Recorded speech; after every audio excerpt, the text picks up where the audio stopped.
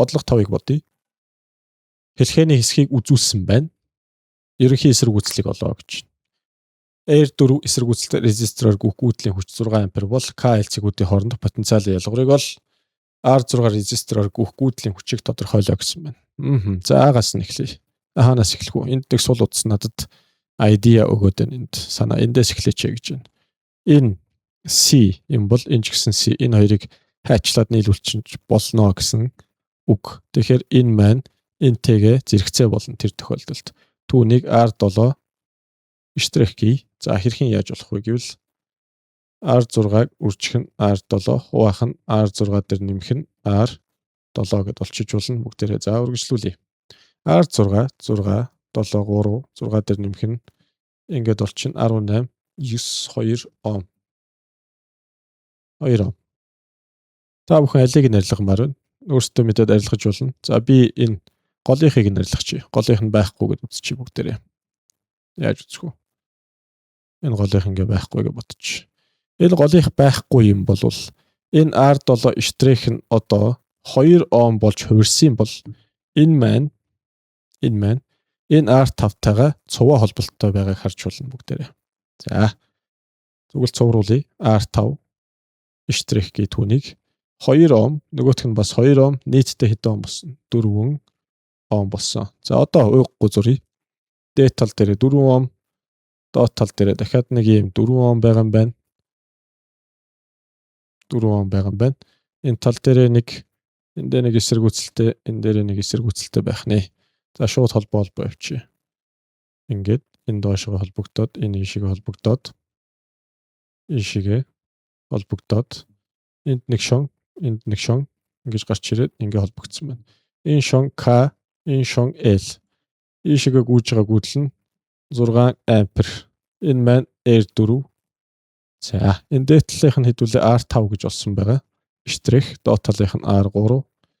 Энэ нөхөр таваарш R2, энэ маань R1 байх нь. Ингээ харвал энэ дээдлийн хоёр угаасаа энэ аль хоёр, энэ дээдлийн хоёр зэрэгцээ байгааг нь харж болно. Зэрэгцээ байгаа юм чи шууд зэрэгцүүлчих R3 штрих гэдэг. R3 штрих тэнцүү. R3 үржих нь R5 штрих, хуваах нь R3 дээр нэмэх нь R5 байх нь байна. За тоон утгыг нь орлуулъя. R5 штрих маань 4. R3-ын доор 4 юм байна. 4 дээр нэмэх нь 4. 16-г 8 туваа 2 Ом гарах нь байна. За ингээ болцсон. Энийг нь арилгач. Тэнгүүтлээ тэр дээдлийн нөхөр таваар шиг хэдүүлээ R3 штрих гэж тэмдэглэж. За ингээ харах юм бол хараа. Энэ доод талын R4, R3 штрих, R2, R1 маань цуваа холболттой байгаа учраас эцсийн эцэст REQ бүгдээр ингэ нэмээд болчихно. R4 маань 10 юм байна. R3 штрих 2, R2 маань 3, хамгийн сүүлийнх нь 5, тэнцүү. Ингээд 5 20 Ом гарах нэ. За энийг олсон. Энэ 20 Ом байж.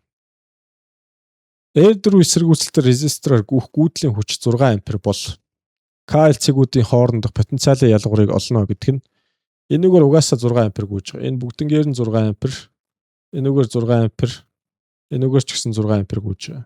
Энэ бүх одоо цуваа холболттой эсэргүүцлүүд дээр 6 ампер гүйдэл гүйж байна. Тэгээд энэ бүгдийг нэмэхээр 20 Ом байгаад байгаа. Тэрийгээ 6-гаар үржүүлчих юм бол тэр хүчтлийг бүгдээр олж чадах нь байна. Өөрөөр хэлбэл жоохон дэвшлүүлье. Бид нь хүчтэл тэнцүү эсвэл KL2-ын хоорондох одоо юу гэх юм? Потенциалын зөрүү тэнцүү. 6 амперыг үржих нь 20 Ом. 120 вольт. Гарна. Сид нь R6 резистороор гүйтгэлийн хүчийг олоо гэсэн байна. Энийг ингээд нэг зурч би. Ингээд зурч. Та хэд арай ойлгомжтой байх үднэс. За жоохон дэвшлүүлье. Ингээд. За болж шүү. Тэгэнгүүтлээ энэ доор нэгийг яваад, энд нэгийг яваад, энд нэгийг яваад. За энд нэгийг явчих. За энийг нэг төвгүүхэн шиг холбоо дамжия. Ийм байгаа. Ийм байгаа. Ийм байгаа.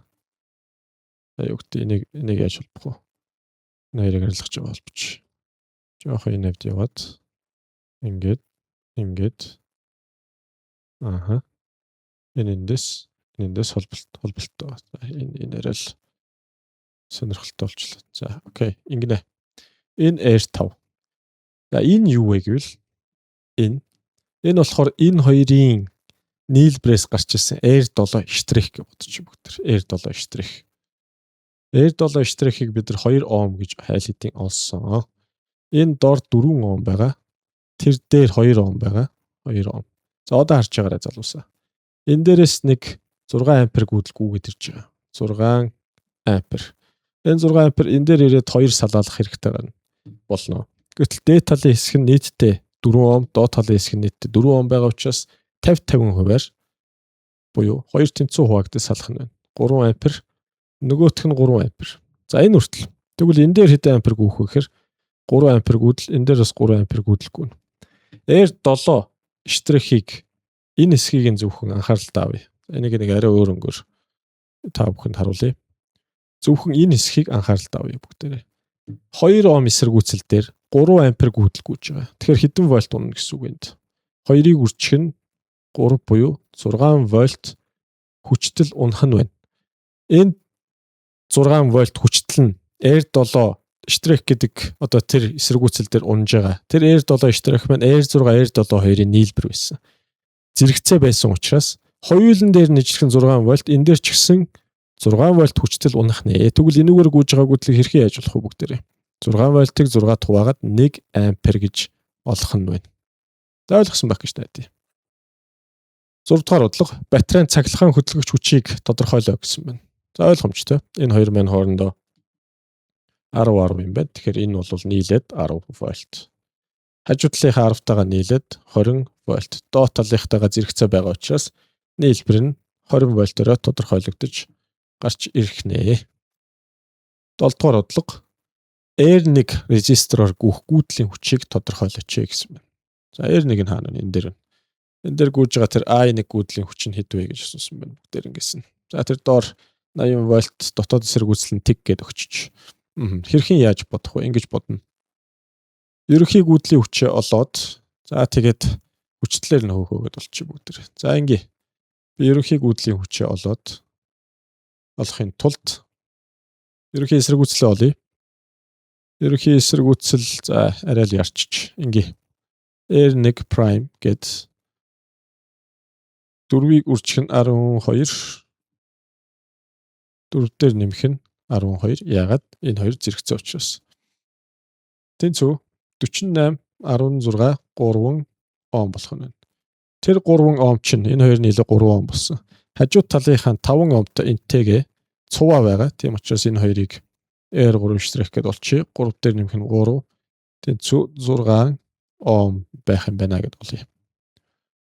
Ингээ нийтдээ Air 3 штрих гэдэг чинь нийлбэр эсэргүүцэл болох юм байна. Тэр доор ямар нэг эсэргүүцэл байхгүй байгаа учраас ийм эсэргүүцэлтэй байж тэгээд ерөнхий гүйдлийн хүчээ олох юм бол эпсилоныг хуваах нь REQ эпсилон ч өөр 80 вольт хуваах нь 6 гэдэг 15 тийм байна. Ампер гүйж байгаа юм. Энэ 15 байж. За энийг ингээд төр зур устгахчээ. 15 2 салаална. Ийшээгээ буцаж нийлж ирээд энэ дээгүр 15 ампер гүйн. 15 ампер 5 Ом эсэргүүцэл дээр гүйхэд ямар хэмжээний хүчтлийг унгаах вэ гэвэл 15-ыг 5-аар үржүүлсэн хэмжээний хүчтлийг унгаан 5-5-ыг 75. За тийм байна. Вольт. Надад нийтдээ хэдэн вольт байгаа вэ? 80 вольт байгаа. Тэрний 75 нь энэ дээр унчлаа. Үлдсэн 5 нь энэ хоёр дээр унсан гэсэн үг. Энэ дээр 5 вольт, энэ дээр ч гэсэн 5 вольт. За би I1-ийг олох шаардлагатай байгаа тий. Air 1 резистороор. I1 тэнцүү 5 вольт гүйж ин хиндээгүр 4 Ом эсэргүүцэлтэйгүр 125 ампер юм ада. За хариу D гэсэн байна. Яагаад хариу D байдаг лээ? За хариу 5 75 15. За харъя. Дахиад нэг шалгачих. 4 2 12 48. За энэ бол 3 баараагүй. Ингээд 8. За 3 дээр нэмэх нь тэр 5 байсан юм биш үү? Sorry guys. R3 5 байсан байна. Энэ дээрээс ид гарах уу? Энэ чинь өөрөө 8 Ом байжээ. Окей. За ингээд 6 биш. Энэ дээр бол 8 болж таарна. Энэ маань REQ байсан. За тэгээд 10 болох нь байна. Энэ дээр. Энэ дээр 10 юм бол за одоо энэ тооцооллууд нь буруу болчихсон тэр чигээрээ. Эдрийг нь багш нь устгаж байгаад ингээ. За 5 дээр 10 ампер гүйж байна. Ягаад тэгэхээр энэ бол өөрөө 10 ампер болсон. 5 10 50 вольт энэ дээр унчна. Надад 80 байгаа. Үлдсэн 30 энэ дээр унна. Энэ дээр 30, энэ дээр ч гэсэн 30 вольтууд тус-тусдаа унах нэ. За тэр утгаараа юм байна л та. Тэгэхээр хэдүүлээ 30 вольт хэд дээр унж байгаа вэ гэвэл 4 дээр унж байгаа. За тэр утгаараа 7.5 гарах нэ. За энэ бол D хариулт байсан биш. Бодлого 8. Зурагт үзүүлсэн хэлхээний вольтметр 30 вольт хүчтэл заах бол за энэ нь бол 30 вольт юм байна. Тэгэхээр энэ дээр унж байгаа хүчтэл нь 30 гэсэн үг. Энэ дээр 30 унж байгаа юм бол энэ дээр гүйж байгаа гүйтэл нь хэд байх вэ? 30-ыг 5 хуваагаад болчихно. I1 G2-ыг 6 ампер. Энэ 6 ампер, энэ бас 6 ампер байх учиртай. Учир нь ямар холболттой байна? Цуваа холболттой байна. Тэр утгаараа. Ингээд 6 ампер дээрээс 6 ампер ирж байгаа. Энэ доор хэд байх нь мэддэхгүй байгаа. Окей. Тэрийг бас олж болох юм байна. Шууд олчволно. 6 ампер чинь 10 ом дээр гүйх юм бол 60 вольт гэсэн үг шүү дээ. Тэгээ нийтдээ хэдэн вольт болж байна? 60 дээр нэмэх нь 30 буюу вольтметрийн заалт нь байсан бол энэ цэг хоёрын хооронд 90 вольт байх нэ. Тэгэхээр энэ дээр унах хүчтэл нь 90 вольт гэсэн үг. Энэ дээр 90 вольт унж байгаа бол 90-ийг 6 хуваагаад 15 амперыг заах учиртай. Ямар нэгэн дотоод эсэргүүцэл энэ тэг байх юм бол ампер метрийн заалтыг бүгдээрээ 15 гэдээ аль хэдийн олчихлоо. За 9-р худлыг бодъё бүгдээрээ зурагт үзүүлсэн хэлхээний К түлхүүр залгаатай байхад ампер метр 3 ампер буюу энэгээр 3 ампер гүйжсэн байх нэ. Хүчийг за түлхүүрийг салгавал вольтметрийн заалт ямар байх вэ? 3 ампер гүйж гинэ гэж 3 4 12 вольт унж гин гэсэн үг энэ дээр. Энэ дээр ч гэсэн тэгвэл 12 вольт унана. 12 вольтыг 12 тухайх юм бол 1 ампер гүйдэл D талын хэсгээр гүйх нь энэгээр бас 3 ампер гүйх нь 1 ампер 3 ампер нийлээд 4 ампер гэдэг нь ерөнхий гүйдлийн хүч байх нэ. Ерөнхий эсэргүүцлээ болоод бүгдээрээ тэн дээрээс хөөж яваад энэ цахилгаан хөдөлгөгч хүчийг олох гээд үзье. Ерөнхий эсэргүүцэл тэнцүү 12 4 2 зэрэгцээ холболттой хуваах нь 12 дээр нэмэх нь 4. Ингээд 48 16 3 ом. 3 ом маань доод тал R3-тай цуваа 3 дээр нэмэх нь 5 8 ом. Дотоод эсэргүүцэл байгаа. Тэрийг нэмээд үгүй. 2 10 ом болох нь байна. Нийтдээ 10 ом эсэргүүцэлтэй байх нэ гэд бодчихъя. Одоо яах вэ? Одоо ерөнхий гүйдлийн хүч, ерөнхий эсэргүүцлээ ашиглаад бүгдээрээ эпсилоныг олъё. За эпсилон тэнцүү ерөнхий гүйдлийн хүч дотор дотоод эсэргүүцлийг бас нэмсэн байгаа учраас шууд ингээд олчих болоод байна. Ингээд за R-ыг үржих нь REQ маань хэд гарсан? REQ маань угаасаа 14 ампер байгаа нөгөөх нь. Ингээд 40 вольт байх нь. За тэгээд түлхүүрийг салгах юм бол гаралтын хүчтэл нь юутад тэнцэх вэ гэхээр 40 вольттойгоо тэнцэх нь байна. Яагаад?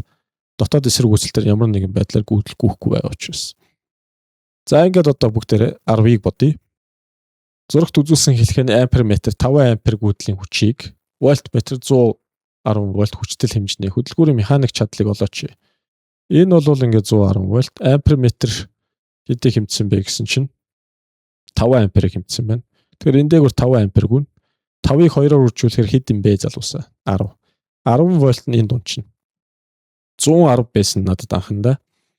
Энд тэр 110-ыг чинь 10 вольт нь энд унчлаа. Тэгэхээр энэ дээр хэд унах вэ гэвэл 100 вольт унж байгаа юм байна. Энэ 100 вольтыг хэрхэн яаж бичиж болох вэ бүгдээрээ? Энэ чинь одоо индукцийн цэхээ байгаа юм ба шүү дээ.